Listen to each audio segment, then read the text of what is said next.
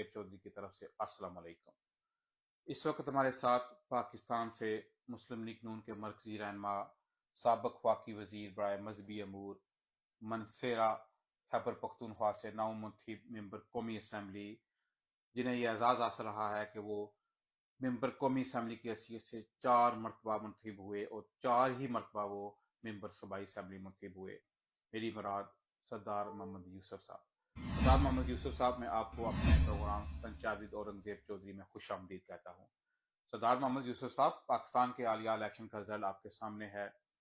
تمام سیاسی جماعتیں انتخابات پر عدم اعتماد کا اظہار کر رہی ہیں، دھاندلی کے شدید الزامات سامنے آ رہے ہیں۔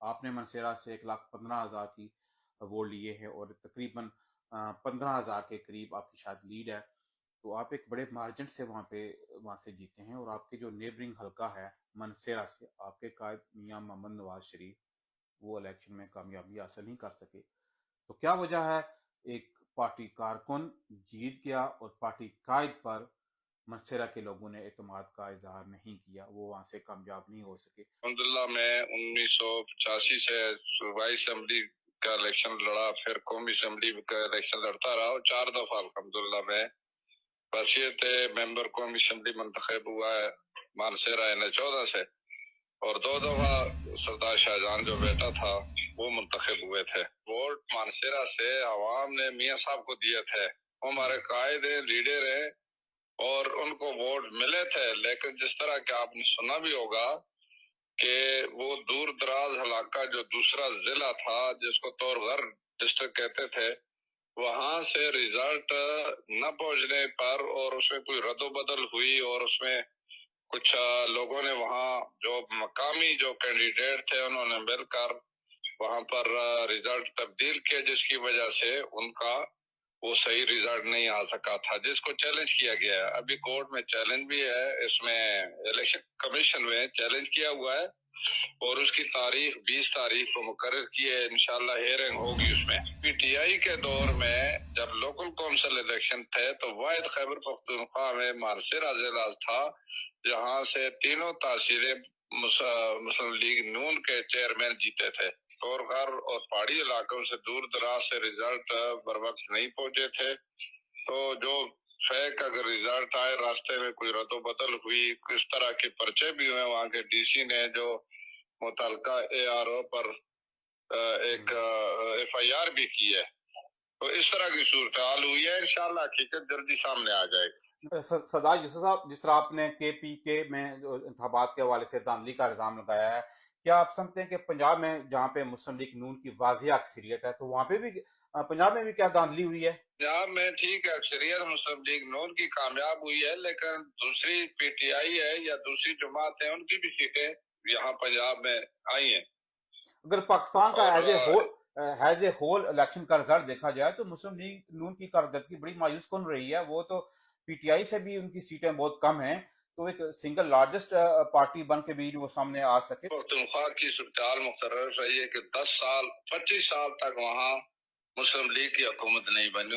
1999 کے بعد وہاں سے کوئی مسلم لیگ کی حکومت نہیں رہی۔ ایک تو خیبر پختونخوا کی یہ وجہ تھی، دوسری پنجاب میں جو صورتحال تھی، پچھلے جو پی ڈی ایم کی حکومت رہی ہے، اور اس وقت پاکستان میں مہنگائی بھی زیادہ ہوئی ہے، وہ ساری جو مسلم لیگ کے ذمہ لگ گئی۔ آپ 4 مرتبہ ممبر قومی اسمبلی منتخب ہوئے، صوبائی اسمبلی کے 3-4 مرتبہ ممبر منتخب ہوئے، تو کیا وجہ ہے مسلم لیگ نون کے اندر ایک وہ جسے کہتے ہیں کہ فیملی لمیٹڈ کمپنی بن چکی ہے، فیملی لمیٹڈ ایک سیاسی جماعت بن چکی ہے، میاں شہباز شریف ہوں گے، میاں نواز شریف ہوں گے، حمزہ شہباز ہوگا، مریم نواز ہوگی، تو آپ جیسے سینئر جو سیاستدان ان کی موجودگی میں کیا یہ بہتر نہ ہوتا میاں نواز شریف آپ کو میاں شہباز شریف پر ترجیح دیتے ہوئے آپ کو وزیر اعظم پاکستان کے لیے نامزد کرتے؟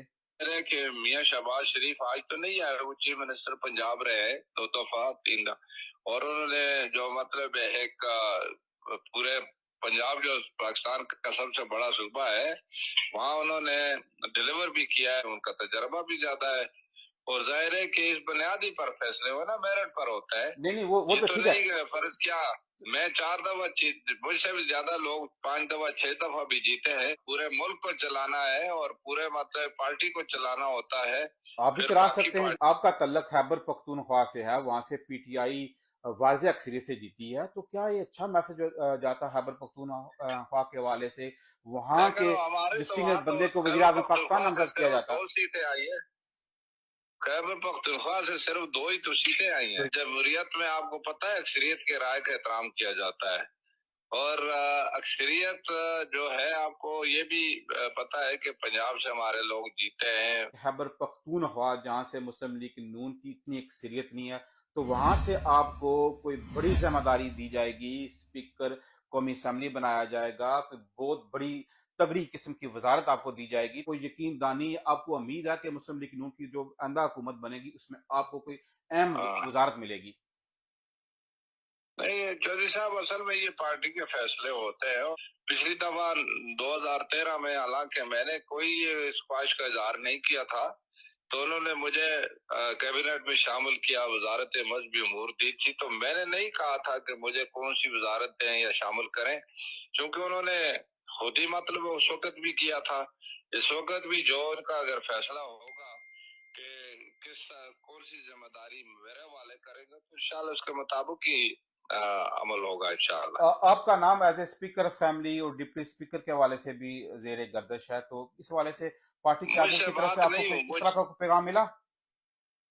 نہیں مجھے کوئی پیغام نہیں ملا, ابھی تک مجھ سے بات نہیں ہوئی. میں نے بھی میڈیا پر دیکھا تھا. آپ کے بیٹے شاہ جہان صاحب جو ممبر صوبائی اسمبلی کے وہاں سے خیبر پختونخوا کا ابھی تک آفیشلی اناؤنسمنٹ نہیں کی گئی, اس کی کیا وجوہات ہیں؟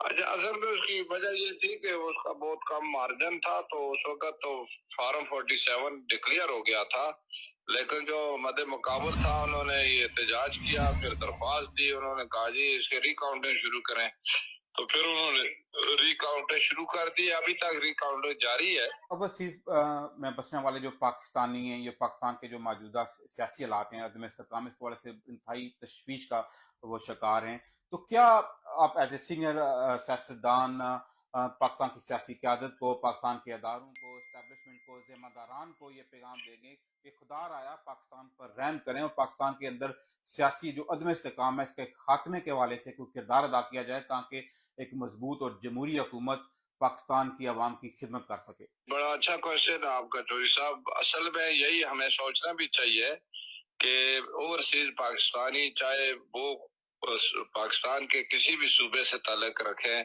ان کی سوچ بحیثیت پاکستانی ہونی چاہیے کہ پاکستان مضبوط رہے, پاکستان معاشی طور پر بھی مضبوط ہو اور سیاسی طور پر بھی مضبوط ہو.